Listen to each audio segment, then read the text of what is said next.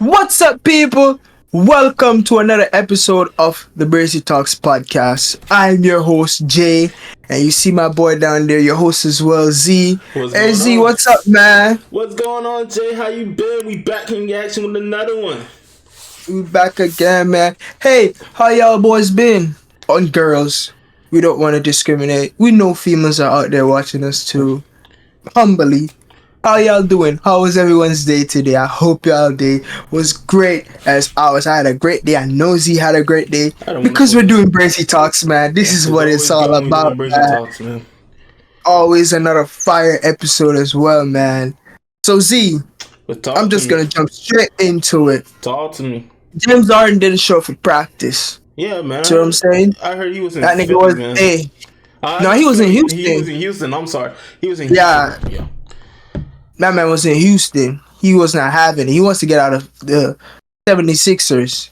So I saw something. The 76ers trade James Harden at this point, I saw something that said that he wants to retire as a Sixer, but I guess the Sixers is not like pushing see if he could retire as a Sixer, or they going separate ways or something like that. Like right now, Jay is against James Harden against the owner, I think.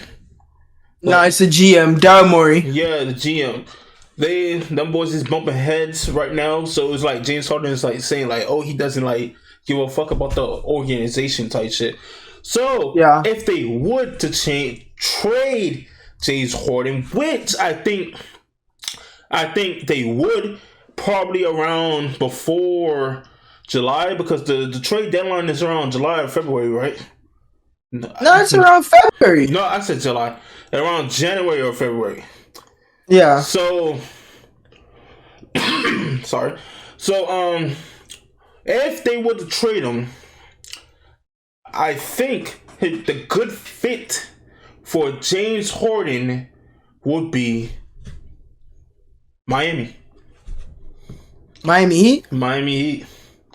No Los Angeles Clippers. No Los Angeles Clippers. I mean, they got West. Talk to me. Talk to me. Tell me what's up. Why the Heat? Tell me what's up. Why would it be Los Angeles Clippers when the Clippers already got Russell Westbrook? They got Paul George. They got Kawhi Leonard. They already got those big three types of people. When they think they can fit it up. My guy Jimmy needs help. Okay, I'm speaking for Jimmy. Jimmy needs help. I mean, look, he does. Look at the roster. Picture it, man. Miami Heat. You got James Harden. You got Tyler Hero. You got Jimmy Butler, and you got Bam Adebayo. And they got the center, and they got an extra center from the Blazers. I don't know his name, but he's number 27. They got him. But Z, that lineup that you just called, you think that lineup is contending for an NBA championship? Or rather, let's say, I know Miami right now is the reigning Eastern Conference champions, and we should put some respect on them, but when we look at the roster and stuff, we're saying measured up to the Boston Celtics, what they got over there, and what Milwaukee has now acquiring Damian Lillard. Can Miami, even with James Harden, match up and get out of the East again? Listen, now here it is. Because remember, they lost Strus and they lost the other nigga to the Lakers. Look. James Harden will be a perfect fit for the Miami Heat, because you know why? When the playoffs come around, imagine Bucks versus the Miami Heat. James Harden is a 3-point shooter and a playmaker, so you're gonna need somebody to go against somebody like Dame Time. You need somebody to go against like that for the great matchup to keep up. You feel me? Tyler Hero, great shooter. Tyler is a great shooter.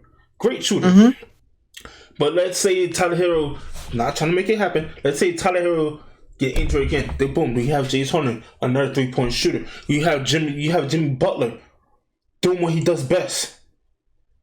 Yeah, it will be a great fit. And plus, I do see, if that happens, they can win the national champion. They can win the championship. You know, that is a great take. I'll be honest. That is a great take because They could win the championship. I think we should even take it a step further. Like, if James Harden is in Miami, we can think about the Heat culture. Like, they would groom him in such a way that he would be committed to winning. He would be in shape. He would be the best version of James Harden. And remember, like, James Harden, like, people been putting a lot of disrespect on his name. Yeah. So over the last couple of days, acting like this man is not a historic NBA player, not because he didn't win a ring. Like, Michael Jordan was at a point like this.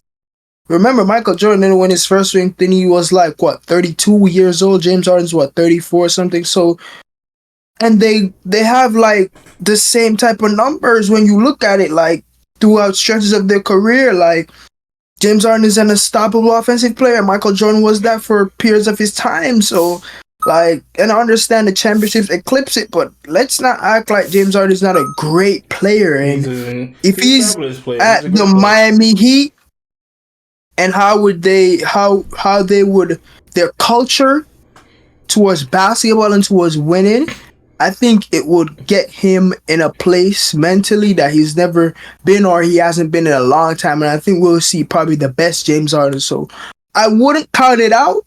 I wouldn't. I would put them back into the second round, and I would like to see a series against either the Celtics or the Bucks. And I think they probably can do. I'll give them a chance because, you know, if James Harden showed us last season that he still has those 40-point playoff games inside of him, and once that is there with Jimmy Butler, with Bam, and that the pieces will fit. That Miami Heat always plays hard, so I like the take.